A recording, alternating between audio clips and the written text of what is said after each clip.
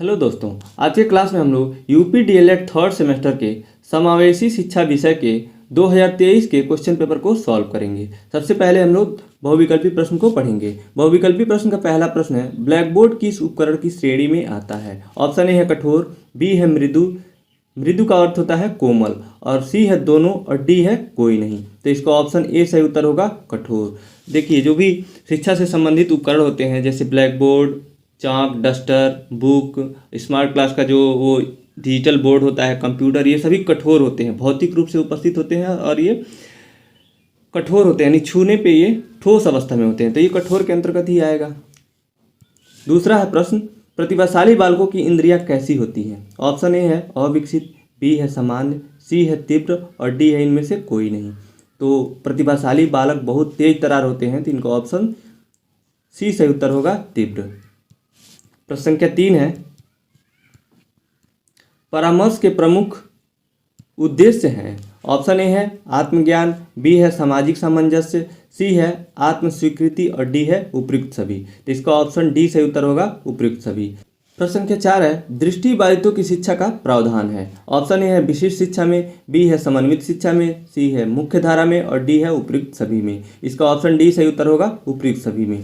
सभी प्रकार के जो बालक होते हैं, चाहे वो बच्चा पिछड़ा हो या प्रतिभाशाली हो या सामान्य हो, इसी को तो समावेशित शिक्षा कहते हैं कि सभी बच्चों को एक साथ मिलाकर दी जाने वाली शिक्षा समावेशित शिक्षा कहलाती है। और दृष्टिबाधित बच्चा हो या अस्थिबाधित हो या फिर श्रवण बाधित हो, किसी तरह का भी बच्चा हो, उसको हर जगह अवसर दिया जाता है और वो कहीं भी पढ़ सकता है। वो विशिष्ट शिक्षा के अंतर्गत भी आएगा, समन्वित शिक्षा में भी और मुख्य धारा में, तो इसलिए इसका ऑप्शन डी सही उत्तर होगा उपयुक्त सभी। अगला प्रश्न है प्रश्न संख्या 5, ब्रेल लिपि के आयताकार सेल में कितने उभरे हुए बिंदु होते हैं? तो ये फर्स्ट सेमेस्टर में भी हम लोगों ने पढ़ा था, इसका ऑप्शन सी सही उत्तर होगा 6। ये प्रश्न सीटेट में भी पूछा हुआ है। प्रश्न संख्या 6 है, श्रवण बाधित के वर्गीकरण का आधार होता है। ऑप्शन ए है डेसिबल अंक, बी है बुद्धि लब्धि, सी है शैक्षिक उपलब्धि, और डी है उपयुक्त सभी। तो इसका ऑप्शन ए सही उत्तर होगा डेसिबल अंक। प्रश्न संख्या 7 है, एल्फ्रेड बीने ने पहला बुद्धि परीक्षण किया था। ऑप्शन ए है 1901 में, बी है 1879 में, और सी है 1905 में, और डी है 1911 में। तो सातवां का ऑप्शन सी सही उत्तर होगा 1905 में। प्रश्न संख्या 8 है, निम्न में से कौन प्रैक्टिकल रिकॉर्ड के पद नहीं है? ऑप्शन ए है कहानी, बी है निष्कर्ष, सी है गणना, और डी है उद्देश्य। इसका ऑप्शन ए सही उत्तर है कहानी। देखिए, प्रैक्टिकल मुख्यतः विज्ञान विषय में होता है, फिजिक्स, केमिस्ट्री, बायोलॉजी में। उसमें सबसे पहले उद्देश्य निर्धारित किया जाता है कि उस प्रैक्टिकल में क्या निकालना है, और उसके बाद से गणना, उसमें कुछ कैलकुलेशंस भी होते हैं, फॉर्मूले यूज़ करके कुछ कैलकुलेशन भी करते हैं, तो ये गणना के अंतर्गत आ जाएगा। और निष्कर्ष तक पहुंचा जाता है, उसका परिणाम निकाला जाता है कि उस प्रैक्टिकल में क्या हुआ है, अंत में उसका निष्कर्ष निकाला जाता है। लेकिन कहानी जो है इससे संबंधित नहीं है, प्रैक्टिकल से संबंधित, प्रैक्टिकल रिकॉर्ड से संबंधित नहीं है, तो यही सही उत्तर होगा, क्योंकि यहाँ नहीं ही पूछा था। प्रश्न संख्या 9 है, प्रथम मनोवैज्ञानिक प्रयोगशाला की स्थापना की थी। ऑप्शन ए है सिगमंड फ्रायड, बी है वुंट, सी है थॉर्नडाइक, और डी है पावलोव। इसका ऑप्शन बी सही उत्तर होगा उंट। प्रश्न संख्या 10 है, सही दृष्टि कहलाती है। ऑप्शन ए है 6/6, और बी है 6/9, सी है 6/12, और डी है 6/18। देखिए, इसका अर्थ हुआ ना, इसका ऑप्शन ए सही उत्तर होगा 6/6। इसका अर्थ हुआ कि कोई एक व्यक्ति है, वो 6 मीटर की दूरी से कोई वस्तु देख ले रहा है, तो वो सामान्य जो व्यक्ति होगा, जो जिसका आंख नॉर्मल होगा, कोई उसमें दोष नहीं होगा, वो भी 6 मीटर की दूरी से वो चीज़ देख लेगा। बस इसका अर्थ यही हुआ 6/6 का। बस इसको आप ध्यान में रखेंगे कि जब भी ये प्रश्न आएगा तो 6/6 आंसर होगा इसका। अगला प्रश्न है प्रश्न संख्या 11, मनोविज्ञान केंद्र का प्रमुख कार्य है। ऑप्शन ए है निर्देशन, बी है प्रशिक्षण, सी है शोध कार्य, और डी है उपयुक्त सभी। तो इसका ऑप्शन डी सही उत्तर होगा उपयुक्त सभी। प्रश्न संख्या 12 है, हकलाने के कारण है। ऑप्शन ए है वंशानुक्रम, बी है वातावरण, सी है उपयुक्त दोनों, और डी है इनमें से कोई नहीं। इसका उत्तर ऑप्शन सी सही होगा उपयुक्त दोनों। देखिए, कई बच्चों में वंशानुक्रम ही हकलाने का गुण पाया जाता है, जैसे कि कई बच्चे जन्मजात से उनका जीभ मोटा होता है और तुतला के बोलते हैं, और ये वातावरण भी प्रभावी होता है। जैसे कि आपको कहीं मंच पे खड़ा कर दिया जाए कभी आप बोले नहीं हो किसी के सामने तो वहाँ पे आदमी हकलाने लगता है हेजिटेशन की वजह से, और या फिर कोई आपके साथ सीनियर, कोई बहुत सीनियर खड़ा हो जाए तब भी आप बोल नहीं पाते हैं, तो ये वातावरण भी प्रभावी होता है और वंशानुक्रम के कारण भी होता है हकलाने का। तो ये दोनों हो जाएगा सही, उपयुक्त, इसका ऑप्शन सी उपयुक्त दोनों।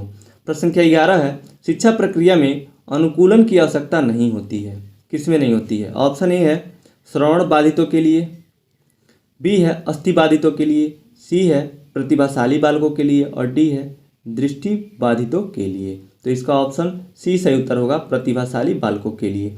देखिए जो श्रवण बाधित होते हैं, जो सुन नहीं सकते हैं, जिनमें सुनने में अक्षमता पाई जाती है, जिनकी हड्डियां कमज़ोर होती हैं, और डी है दृष्टि बाधित, जिनके आँख कमज़ोर होते हैं, जो सही से देख नहीं पाते हैं। इन सबको अनुकूलन की आवश्यकता पड़ती है, किसी न किसी चीज़ की हेल्प की ज़रूरत पड़ती है। अनुकूलित होने में टाइम लगता है, लेकिन जो प्रतिभाशाली बच्चे होते हैं ये हर तरह से तेज तर्रार होते हैं, शारीरिक रूप से भी मतलब फुर्तीले होते हैं और मानसिक रूप से भी, तो इनको अनुकूलन की आवश्यकता नहीं होती है, इसलिए इसका ऑप्शन सी सही उत्तर होगा। प्रश्न संख्या 14 है, विशिष्ट बालकों की शिक्षा के लिए चलाए जाते हैं। ऑप्शन ए है विशिष्ट कार्यक्रम, बी है संवर्धन कार्यक्रम, सी है उपचारी कार्यक्रम और डी है उपयुक्त सभी। तो 14 का ऑप्शन डी सही उत्तर होगा, उपयुक्त सभी। प्रश्न संख्या 15 है, भारतीय पुनर्वास परिषद अधिनियम कब पारित हुआ? ऑप्शन ए है 1991 में, बी है 1992 में, सी है 1993 में और डी है 1994 में। तो इसका ऑप्शन बी सही उत्तर होगा, 1992 में। देखिए भारतीय पुनर्वास परिषद अधिनियम संसद से पारित हुआ था सितंबर 1992 में, और जो लागू हुआ था 22 जून 1993 में। तो यहाँ पे साफ साफ पूछा हुआ है पारित कब हुआ था, तो इसका ऑप्शन बी सही उत्तर होगा। कई किताबों में दिया है 1993, तो ये सही उत्तर नहीं होगा, इसको आप ध्यान में रखेंगे। लागू हुआ था 1993 में, तो ये आंसर नहीं होगा। यहाँ पे पारित होना पूछा है, तो संसद से पारित हुआ था 1992 में।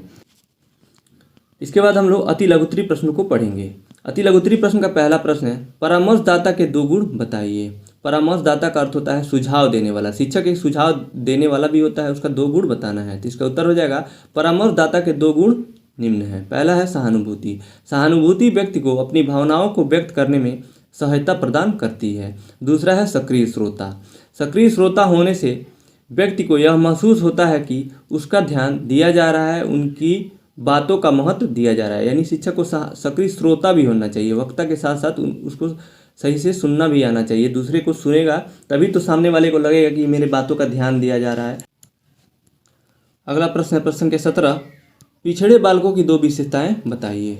उत्तर, पिछड़े बालकों की 2 विशेषताएं निम्न है। पहला है धीमी सीखने की गति। पिछड़े बालकों की सीखने की गति सामान्य बच्चों की तुलना में धीमी होती है, यानी उनको सीखने की गति पिछड़े बालकों की सीखने की गति धीमी होती है। दूसरा है वे अपनी कक्षा में अन्य बच्चों की तुलना में कम अंक प्राप्त करते हैं, उन्हें पढ़ाई में कठिनाई होती है और वे अक्सर परीक्षाओं में असफल हो जाते हैं। प्रश्न संख्या 18 है, निर्देशन के 2 उपकरण बताइए। उत्तर, निर्देशन के 2 उपकरण निम्न हैं। पहला है मनोवैज्ञानिक परीक्षण। मनोवैज्ञानिक परीक्षणों को ऐसे उपकरण के रूप में वर्णित किया जा सकता है जिनका मनोवैज्ञानिक इकाइयों जैसे बुद्धि, व्यक्तित्व, अभिवृत्ति, अभिरुचि, उपलब्धि, अभिप्रेरणा इत्यादि को मापने के लिए किया जा सकता है। दूसरा है साक्षात्कार। साक्षात्कार व्यक्ति को उनके लक्ष्यों, मूल्यों और अनुभवों के बारे में जानने का एक प्रभावी तरीका है। प्रश्न संख्या 19 है, डायट की, यहाँ डायट नहीं होगा डायट होगा, ट है ये, डायट की स्थापना के 2 उद्देश्य बताइए। उत्तर, डायट की स्थापना के 2 उद्देश्य निम्न है। पहला है शिक्षकों को शैक्षिक सामग्री और संसाधन प्रदान करना।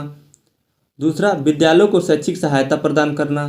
तीसरा है शिक्षा नीति और योजनाओं के विकास में योगदान देना। प्रश्न संख्या 20 है, डायट के कोई 2 विभागों के नाम लिखिए। उत्तर, डायट के 2 विभागों के नाम निम्न है। पहला है शिक्षक शिक्षा विभाग, दूसरा है शैक्षिक अनुसंधान और नवाचार विभाग। ये अति लघुत्तरी प्रश्न है, जितना पूछेगा आप उतना ही लिखिएगा क्योंकि समय बहुत कम रहता है, 40 प्रश्न पूछा जाता है। प्रश्न संख्या 21 है, पर्यवेक्षण के कोई 2 प्रकार लिखिए। उत्तर, पर्यवेक्षण के 2 प्रकार निम्न हैं। पहला है प्रत्यक्ष पर्यवेक्षण और दूसरा अप्रत्यक्ष पर्यवेक्षण। तो पहला देखते हैं, यहाँ पे केवल देखिए नाम ही पूछा था, तो इतना भी आप लिख देंगे तो ठीक है, आपको नंबर मिल जाएगा। लेकिन आप एक एक लाइन लिख देंगे तो ज़्यादा बेटर हो जाएगा क्योंकि ये 30 वर्ड में पूछता है अति लघुत्तरी प्रश्न, 30 वर्ड में लिखना रहता है। तो एक लाइन या 2 लाइन आप एक एक दोनों में लिख देंगे। तो प्रत्यक्ष पर्यवेक्षण में लिखेंगे, इस प्रकार के पर्यवेक्षण सीधे घटनाओं, व्यवहारों या प्रतिक्रियाओं का निरीक्षण करते हैं। यह निरीक्षण व्यक्तिगत रूप से वीडियो कैमरा या अन्य तकनीकी उपकरणों के माध्यम से किया जा सकता है। और दूसरा है अप्रत्यक्ष पर्यवेक्षण। इस प्रकार के पर्यवेक्षण घटनाओं, व्यवहारों या प्रक्रियाओं के बारे में जानकारी इकट्ठा करने के लिए अप्रत्यक्ष तरीकों का उपयोग करते हैं। देखिए, प्रत्यक्ष पर्यवेक्षण उसे कहते हैं कि कोई भी घटना घट रहा है, आप वहाँ घटना पे पहुँच के और उसका जांचबीन कर रहे हैं, उसके बारे में पता लगा रहे हैं, ये प्रत्यक्ष पर्यवेक्षण हो जाएगा। और अप्रत्यक्ष पर्यवेक्षण उसे हो जाएगा, कोई घटना घट चुकी है पास्ट में और उसका किसी माध्यम से उसके बारे में पता लगा रहे हैं, जैसे कि न्यूज़ देख रहे हैं या समाचार पत्र पढ़ रहे हैं, तो ये अप्रत्यक्ष पर्यवेक्षण हो जाएगा। प्रश्न संख्या 22 है, शारीरिक दक्षता से क्या तात्पर्य है? उत्तर, शारीरिक दक्षता से तात्पर्य शरीर की वह अवस्था जिसमें वह विभिन्न प्रकार की शारीरिक गतिविधियों को कुशलतापूर्वक और बिना थके हुए कर सके। यह विभिन्न स्वास्थ्य लाभ प्रदान करता है, जैसे वजन नियंत्रण, रोग प्रतिरोधक क्षमता, हृदय स्वास्थ्य, शारीरिक क्षमता इत्यादि। प्रश्न संख्या 23 है, निर्देशन शब्द से आप क्या समझते हैं? उत्तर, निर्देशन शब्द का अर्थ किसी व्यक्ति को मार्गदर्शन देना, उसे साथ दिशा दिखाना और उसे अपने लक्ष्यों को प्राप्त करने में सहायता करना। यह एक ऐसी प्रक्रिया है जिसमें व्यक्ति को अपनी क्षमताओं, रुचियों, मूल्यों को समझने में मदद की जाती है ताकि वह अपने जीवन के लिए उचित निर्णय ले सके।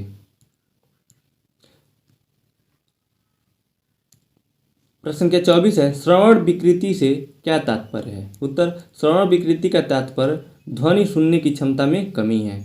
यह क्षति जन्मजात हो सकती है या बाद में जीवन में किसी चोट या बीमारी के कारण हो सकती है। श्रवण विकृति के विभिन्न प्रकार होते हैं, जैसे हल्की श्रवण विकृति, मध्यम श्रवण विकृति, गंभीर श्रवण विकृति, बहरापन इत्यादि। देखिए, श्रवण विकृति उसे कहते हैं जैसे कान से बच्चों को कम सुनाई देता है या किसी को भी किसी भी कारण से, या तो जन्मजात या तो चोट लगने से या फिर एक्सीडेंट से, किसी भी कारण से उनके कानों में जो विकार आ जाता है, सुनने की क्षमता कम हो जाती है, उसी को श्रवण विकृति कहते हैं। ये कई प्रकार की होती हैं, किसी को थोड़ा सा कम सुनाई दे सकता है, किसी को बिल्कुल सुनाई नहीं देता है, इस तरह से वो कई प्रकार की होती हैं श्रवण विकृतियाँ।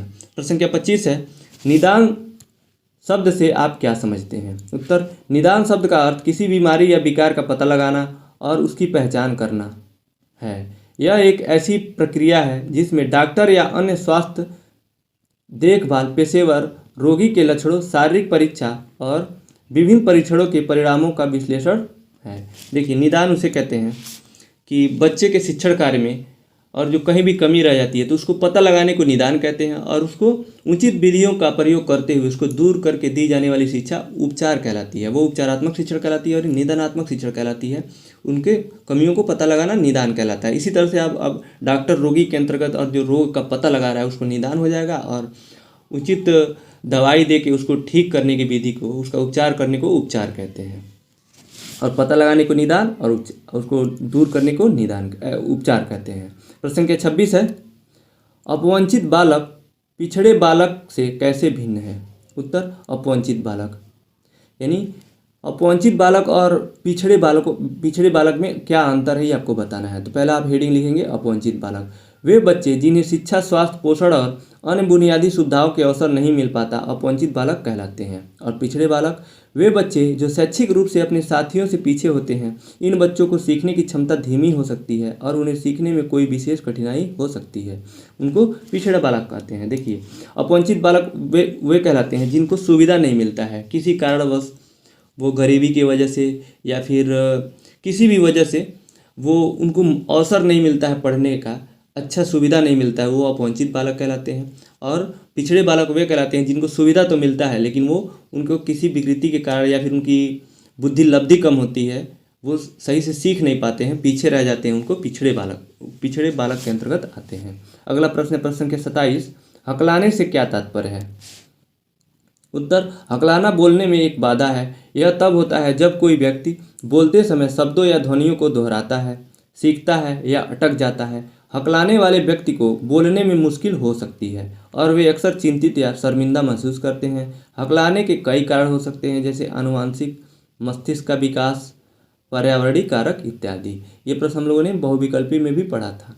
हकलाने का वो वातावरण से, और जीभ कई बच्चों का जन्म से ही मोटा होता है जिससे वो हकलाते हैं, तोतला बोलते हैं, और कई वातावरण की वजह से भी, वातावरण के प्रभाव से भी हकला सकते हैं। प्रश्न संख्या 28 है, टीएलएम से आप क्या समझते हैं? उत्तर, टीएलएम या शिक्षण अधिगम सामग्री, इसको इंग्लिश में कहते हैं टीचिंग लर्निंग मटेरियल, और हिंदी में शिक्षण अधिगम सामग्री शिक्षकों द्वारा शिक्षण प्रक्रिया को सरल और प्रभावी बनाने के लिए उपयोग किए जाने वाले विभिन्न प्रकार के उपकरण और सामग्री को संदर्भित करता है, जैसे कि जटिल अवधारणाओं को समझने में मदद करना, और दूसरा, छात्रों को सक्रिय रूप से सीखने में प्रेरित करना, अलग अलग सीखने की शैलियों को पूरा करना। देखिए, टीचिंग लर्निंग मटेरियल या शिक्षण अधिगम सामग्री उसे कहते हैं कि जो शिक्षण कार्य में मदद करे, जो भी उपकरण शिक्षण कार्य में मदद करता है वो टीएलएम कहलाता है, जैसे chalk, blackboard, duster, chart, books, ये सब टीएलएम के अंतर्गत आ जाएगा।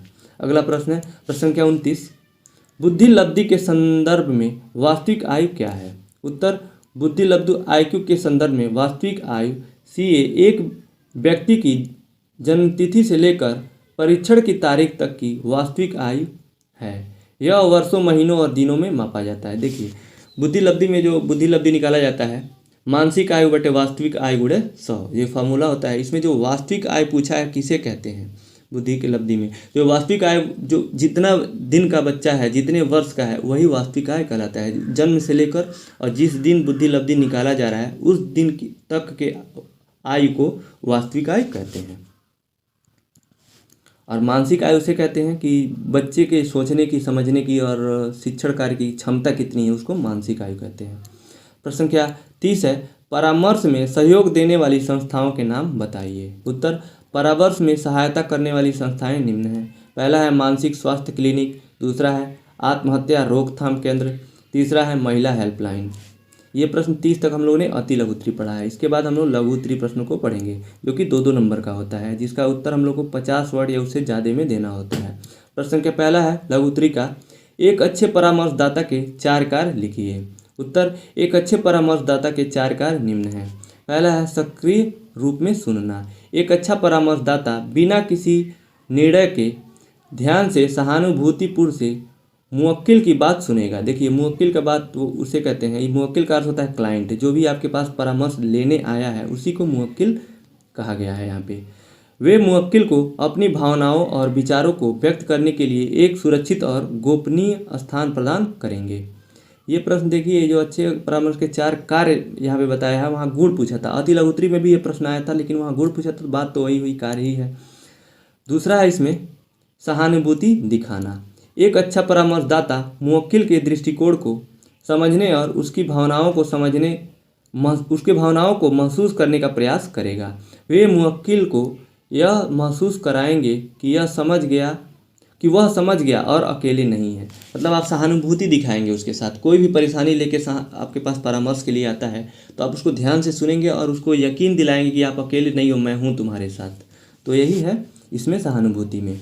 तीसरा है प्रतिबिंब और स्पष्टीकरण। एक अच्छा परामर्शदाता मुवक्किल को उनकी भावनाओं, विचारों और व्यवहारों को समझने में मदद करेगा। वे मुवक्किल को उनके अनुभवों को प्रतिबिंब करने और उसे सीखने के लिए प्रोत्साहित करेंगे।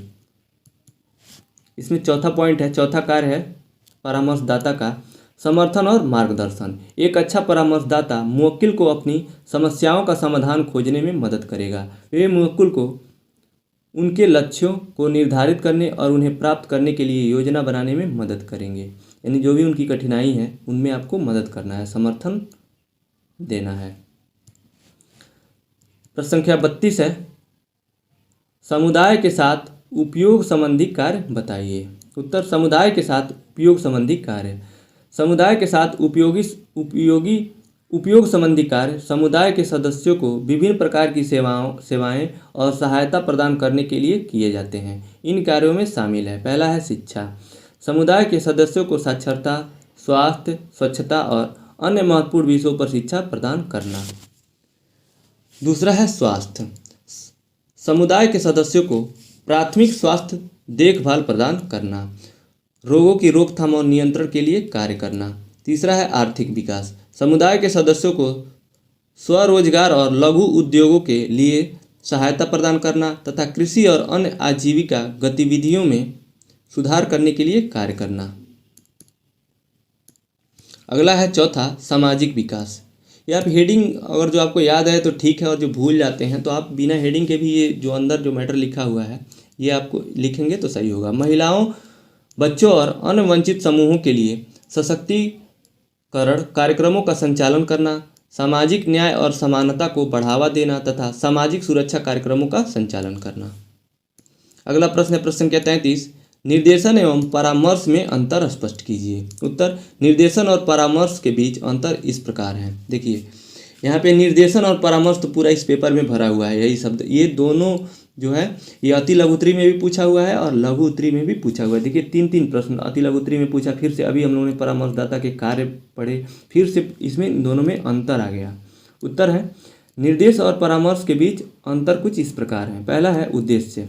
अब हेडिंग दे के एक एक के बारे में इनके बीच क्या अंतर होता है इसको पढ़ेंगे हम लोग। उद्देश्य में क्या दोनों में अंतर है? निर्देश का उद्देश्य सूचना और ज्ञान प्रदान करना है, जबकि परामर्श का उद्देश्य व्यक्तिगत समस्याओं का समाधान करना है। दूसरा है प्रक्रिया। निर्देशन एक औपचारिक और व्यवस्थित प्रक्रिया है, जबकि परामर्श एक अनौपचारिक और लचीली प्रक्रिया है। तीसरा है समय। निर्देशन अल्पकालीन होता है, जबकि परामर्श दीर्घकालीन हो सकता है। जैसे कि निर्देशन, किसी को आप निर्देश दे रहे हैं कि कोई भी पढ़ाई ऐसे करो तुम, और जो परामर्शदाता होता है वो उसमें मदद करता है, उसके जो भी कठिनाई होती है उसमें मदद करता है और मार्गदर्शन करता है। तो ये दीर्घकालीन होता है और ये अल्पकालीन होता है निर्देशन। चौथा है दृष्टिकोण। निर्देशन का दृष्टिकोण सामान्य होता है, जबकि परामर्श का दृष्टिकोण व्यक्तिगत होता है। पांचवा पॉइंट है तकनीकी। निर्देशन में व्याख्यान, प्रदर्शन, सम्मेलन आदि तकनीकों का उपयोग किया जाता है, जबकि परामर्श में साक्षात्कार, परीक्षण, परामर्श आदि तकनीकों का उपयोग किया जाता है। छठवां है परिणाम। निर्देशन का परिणाम जानकारी और समझ में वृद्धि होती है, जबकि परामर्श का परिणाम समस्याओं का समाधान और बेहतर निर्णय लेने में सहायता होता है। अगला प्रश्न है प्रश्न संख्या 34, मानसिक मंदता से आप क्या समझते हैं स्पष्ट कीजिए। उत्तर, हेडिंग लिखेंगे मानसिक मंदता। मानसिक मंदता, जिसे बौद्धिक अक्षमता भी कहा जाता है, एक ऐसी स्थिति जो औसत से कम बुद्धि और अनुकूली कौशल की विशेषता है। यह स्थिति किसी व्यक्ति के जीवन के सभी पहलुओं को प्रभावित कर सकती है, जिसमें शिक्षा, रोजगार, सामाजिक संबंध और स्वतंत्र जीवन जीने की क्षमता शामिल है। मानसिक मंदता के कारण हो सकते हैं, जिसमें शामिल है आनुवांशिक प्रकार, दूसरा है जन्म के दौरान जटिलताएं, तीसरा है गर्भावस्था के दौरान संक्रमण, चौथा है बचपन में मस्तिष्क की चोट, यानी जो बच्चा मानसिक मंदता है उसमें जो बुद्धि लब्धि कम है, कमज़ोर है पढ़ने लिखने में, वो ये सब शामिल है। इन कारणों से बच्चे में मानसिक मंदता हो सकती है। और पांचवा है पर्यावरण कारक, जैसे कुपोषण या उपेक्षा आदि। प्रश्न संख्या 35 है, वाद विवाद विधि से आप क्या समझते हैं। उत्तर, हेडिंग लिखेंगे वाद विवाद विधि। यह विधि एक शिक्षण पद्धति है जिसमें छात्रों को किसी विषय के दो विपरीत पक्षों पर बहस करने के लिए प्रोत्साहित किया जाता है। यह विधि छात्रों को कौशल विकसित करने में मदद करती है। वाद विवाद विधि का उपयोग विभिन्न विषयों में किया जा सकता है, जैसे कि इतिहास, विज्ञान, सामाजिक अध्ययन और साहित्य। वाद विवाद विधि के कई लाभ हैं, जिसमें शामिल है, पहला लाभ है महत्वपूर्ण सोच कौशल विकसित करता है वाद विवाद विधि। दूसरा है तर्क कौशल विकसित करता है बच्चों में। और तीसरा है सार्वजनिक बोलने के कौशल विकसित करता है। और चौथा है सहयोग और संचार कौशल विकसित करता है। तो वाद विवाद विधि से बच्चों में इतने तरह के लाभ होते हैं। अगला है प्रश्न संख्या 36, अपवंचन क्या है। उत्तर, अपवंचन का अर्थ किसी व्यक्ति या संस्था को जानबूझकर वंचित करना या धोखा देना या छलना या विभिन्न रूपों में हो सकता है। जैसे कि पहला है आर्थिक अपवंचन, किसी व्यक्ति को उसकी आय, संपत्ति या अन्य आर्थिक लाभों से वंचित करना। दूसरा है राजनीतिक अपवंचन, किसी व्यक्ति को उसके राजनीतिक अधिकारों या अवसरों से वंचित करना। तीसरा पॉइंट है सामाजिक अपवंचन, किसी व्यक्ति को सामाजिक समूहों, गतिविधियों या अवसरों से वंचित करना। और चौथा है शैक्षिक अपवंचन, किसी व्यक्ति को शिक्षा या प्रशिक्षण के अवसरों से वंचित करना। वंचित का अर्थ होता है कि मतलब किसी को कोई सुविधा न मिलने देना, वही अपवंचन कहलाता है। अब ये कई रूपों में हो सकता है, सामाजिक हो सकता है, शैक्षिक हो सकता है, राजनीतिक हो सकता है और आर्थिक हो सकता है। प्रश्न के 37 है, सृजनात्मकता के प्रमुख तत्व बताइए। उत्तर, सृजनात्मकता के प्रमुख तत्वों में निम्नलिखित शामिल है। पहला है कल्पना। कल्पनाशीलता का अर्थ है नई और मूल विचारों को सोचने की क्षमता। यह सृजनात्मकता का सबसे महत्वपूर्ण तत्व है। दूसरा है अभिनवता। अभिनवता का अर्थ है कुछ नया और अनोखा बनाने की क्षमता। यह क्षमा नहीं होगा, क्षमता होगा, यह ता होगा। यह कल्पनाशीलता को व्यवहार में लाने की क्षमता है। तीसरा है जिज्ञासा। जिज्ञासा का अर्थ है सीखने और खोजने की इच्छा। यह सृजनात्मकता को प्रेरित करने में मदद करता है। चौथा है धैर्य। सृजनात्मकता में अक्सर समय और प्रयास लगता है। धैर्य रखना महत्वपूर्ण है, भले ही आपको तुरंत सफलता न मिले। तो ये सभी सृजनात्मकता जो होता है, क्रिएटिविटी, उसका जो ये तत्व हैं। जो सृजनात्मक व्यक्ति होगा या बच्चा होगा, उसमें कल्पना करने की शक्ति होगी, अभिनवता होगा, नया नया खोज करेगा, और जिज्ञासा, कोई भी चीज़ जानने की इच्छा उसमें रहती है, और धैर्य, उसमें पेशेंस रहेगा, यानी वो घबराएगा नहीं, सफलता न मिलने पे भी इंतजार किया और मेहनत करता रहेगा। ये सभी सृजनात्मक व्यक्ति के गुण होते हैं या फिर तत्व होते हैं। अगला प्रश्न है प्रश्न संख्या 38, अधिगम अक्षमता वाले बालकों के दो प्रकार बताइए। उत्तर, अधिगम अक्षमता वाले बालकों के दो मुख्य प्रकार निम्न हैं। पहला है शैक्षिक अक्षमता। यह अक्षमता पढ़ने, लिखने या गणित जैसे विशिष्ट शैक्षिक कौशलों को सीखने और प्रदर्शित करने में कठिनाई का कारण बनती है। यह भाषा आधारित अक्षमता है, अतः अक्षर व शब्द पहचान, स्पेलिंग, शब्दार्थ व शब्दों को समझने में छात्रों को कठिनाई होती है। यानी वो गणित से संबंधित भी जो विषय से जो भी पढ़ने लिखने से अक्षमता है, उसको शैक्षिक अक्षमता कहते हैं। और दूसरा है विकासात्मक अक्षमता। इसमें देखते हैं क्या दिया है। यह अक्षमता भाषा, भाषण, मोटर कौशल या सामाजिक भावात्मक विकास जैसे क्षेत्रों में देरी या कठिनाई का कारण है। यह पुरानी स्थितियों का एक विविध समूह है जिसमें वयस्कता से पहले उत्पन्न होने वाली शारीरिक कमजोरी शामिल है। यानी बच्चे में विकासात्मक अक्षमता उसे कहते हैं कि उसके विकास में कमी होता है। एडल्ट होने से पहले उसके शरीर में जो कमजोरी आ जाती है, कई बच्चों की हड्डियां पतली हो जाती हैं, कई बहुत होते हैं जो बहुत दुबले पतले होते हैं, जो उनमें शारीरिक अक्षमता होती है, उसी को विकासात्मक अक्षमता कहते हैं। अगला प्रश्न है प्रश्न संख्या 39, मंदबुद्धि बालकों की पहचान बताइए। उत्तर, मंदबुद्धि बालकों की पहचान के लक्षण निम्न हैं। पहला है मंदबुद्धि बालक देर से बैठना सीखते हैं। यानी बचपन की बात है, जब जन्म लेता है तो सबसे पहले बच्चा बैठना सीखता है, तो वो देर से बैठना सीखते हैं। देर से बोलना, चलने और सीखने में भी सामान्य बालकों की अपेक्षा 1 से 2 वर्ष अधिक लेता है। और शब्दों का उच्चारण तो जीवन भर असामान्य रहता है। यानी वो ठीक से बोल नहीं पाता, या फिर सोचने समझने की क्षमता उसकी कम होती है। वो पूरे जीवन भर अच्छे से धारा प्रवाह बोल नहीं पाता है, मंदबुद्धि बालक। दूसरा है बालक की कुछ बातें तो सामान्य होती हैं, परंतु कुछ पर उसका नियंत्रण नहीं होता है। यह नियंत्रण की कमी शारीरिक क्रिया पर भी हो सकती है और सोचने के ढंग पर भी। तीसरा है मंदबुद्धि बालक के सीखने की शक्ति विशेष रूप से कुछ क्षेत्रों में कम होती है। ये सभी पहचान है मंदबुद्धि बालक के। और चौथा है सामान्यतः यह देखा गया है कि मंदबुद्धि बालक समाज के साथ सामंजस्य स्थापित करने में कठिनाई अनुभव करते हैं। प्रश्न के 40 है, जो कि इस प्रश्न पत्र का अंतिम प्रश्न है। निरीक्षण प्रणाली में सुधार के 2 सुझाव लिखिए। उत्तर, निरीक्षण प्रणाली में सुधार के 2 सुझाव। यहाँ सुधार रहेगा, सुझाव नहीं रहेगा। तो पहला हो जाएगा निरीक्षण डेटा का विश्लेषण और रिपोर्टिंग प्रणाली में सुधार लाना जरूरी है। इसमें निरीक्षण प्रक्रिया की प्रभावशीलता का मूल्यांकन करने और सुधार के लिए ठोस आधार प्राप्त करने में मदद मिलेगी। इसी में एक पॉइंट है, देखिए पहला है डेटा विश्लेषण के लिए उन्नत तकनीकों का उपयोग करके निरीक्षणकर्ता कमियों और कमजोरियों की पहचान आसानी से कर सकते हैं।